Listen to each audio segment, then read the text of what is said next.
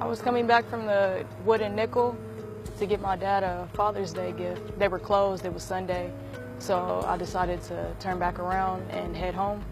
It was about 103 degrees. I had 3 water bottles in my backpack, and I stopped right behind me, right by the sign, to take a sip, and then I turned around and there were 3 cop cars. And one of the officers already had a gun drawn at me. They asked me, was I inside the store? And I told them no. And then they asked me if I was sure. And I was like, yeah. I turned to another officer who was in front of me, Officer Vasquez. And I told him, I said, sir, what's going on? And then he was like, give me the backpack.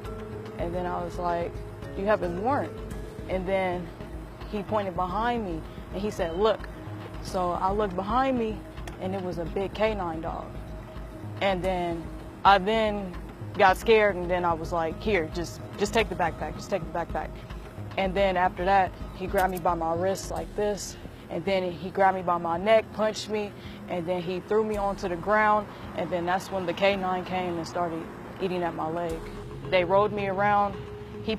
Officer Vasquez put his knee in my back, and I told him I couldn't breathe, and then he put his other knee in my head.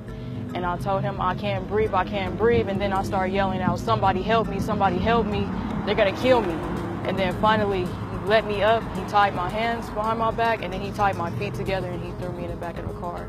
And on my way going back to the car, I heard somebody say, that's not the guy, that's not the guy. Well, she actually called while she was in the hospital, and I thought she was joking because she was like, Mom, I'm in the hospital, the police beat me, and a dog bit me. I was like, wow. I'm like, let me talk to the officer. And so the officer got on the phone, and I asked him what happened, and he told me that it was mistaken identity.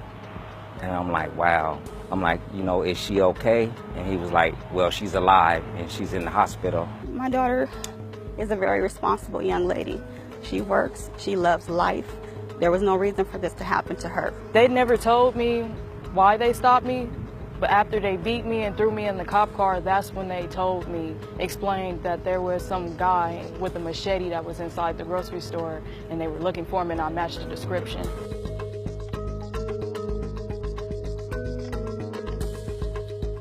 She's not the same person since that happened. You know, I brought her here the other day because we were looking for the gentleman that even told the officers that that's not the guy, you know, and they still continue to beat her and have the dogs on her after he told them. They ran him back in the store.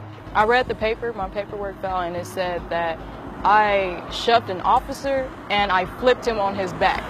They would say that my daughter attacked them. Come on, she's 5'2", 115 pounds soaking wet, and that she attacked a 200-pound man. There were dogs and guns drawn on me. Like, I would never do anything like that.